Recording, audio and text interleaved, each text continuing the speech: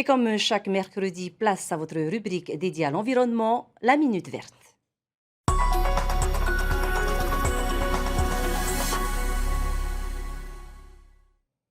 Et du 19 au 27 novembre avait lieu la CERD, la Semaine européenne de la réduction des déchets, une initiative qui vise à promouvoir la réalisation d'actions de sensibilisation à la gestion durable des ressources et des déchets.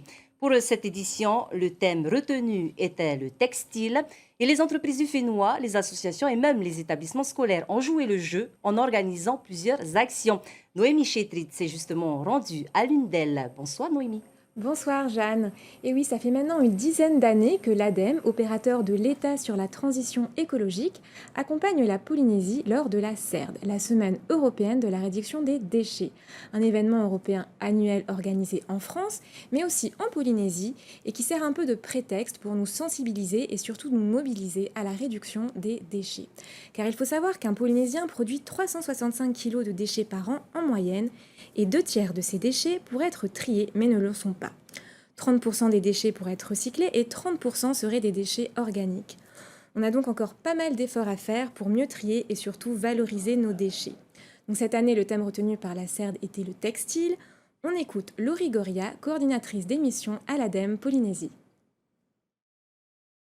Le thème de cette année, c'est le textile. Alors c'est un thème un peu novateur et un peu plus différent d'habitude, notamment pour notre Fénois, parce que voilà, c'est forcément un sujet où on n'a pas une industrie locale en place, et donc c'est intéressant de travailler sur ce sujet-là. Finalement, il y a déjà beaucoup d'initiatives sur place, avec notamment des entreprises qui font de la location de vêtements, des vide dressing collaboratifs, des dépôts-ventes, des boutiques solidaires, notamment voilà, par exemple avec le Secours catholique, avec la Croix-Rouge, etc. Le thème cette année de textile, c'est aussi parce que c'est un des secteurs les plus polluants au monde sur l'ensemble de son cycle de vie. On parle de la fabrication des matières premières, jusqu'à voilà, des impacts sur notre santé, sur l'environnement, sur ceux qui les fabriquent, mais aussi sur ceux qui les portent.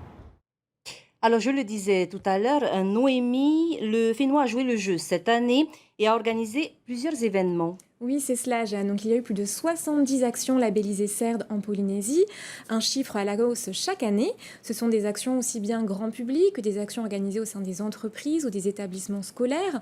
Donc, on organise des ateliers de compostage, on forme le personnel. Et pour l'occasion, et pour la première fois, FAS Polynésie, la fondation Agir contre l'exclusion, organisait une journée portes ouvertes avec des ateliers pratiques où on apprenait par exemple à faire des petites trousses avec des sacs d'emballage de riz, ou encore où on apprenait à démanteler et reconditionner des appareils numériques. Cette année, la Fondation a récupéré 16 tonnes de déchets qui ont été valorisés. On est justement parti à la rencontre de Jeanne Chevillard, chargée de mission à la FAS Polynésie.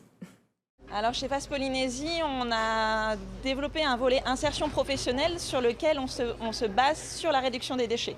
Donc pour nous, c'est une thématique très importante. Aujourd'hui, ce sont des volontaires en service civique qui sont sur ces missions. Des personnes qui sont parfois très éloignées de la thématique de la réduction des déchets dans leur quotidien. Et donc, le fait de travailler chez FAS Polynésie et dans ces ateliers, ça permet aussi que chacun dans son quotidien puisse aussi être conscient de la quantité de déchets qu'on produit et et proposer aussi des solutions à la maison. Alors, Noémie, on connaît déjà le thème de la CERD pour 2023. Alors pas encore, un comité européen de sélection le communiquera seulement quelques semaines avant l'événement. D'accord. Merci pour ces précisions, Noémie. Merci Jeanne, et la semaine prochaine, exceptionnellement, vous retrouverez mon collègue Joseph Poulain pour la prochaine Minute Verte. Eh bien, ce sera ma collègue Sophie qui aura l'agréable surprise de la voir sur le plateau puisqu'elle reprend les rênes de l'actualité en semaine. Merci, Noémie. Merci Jeanne.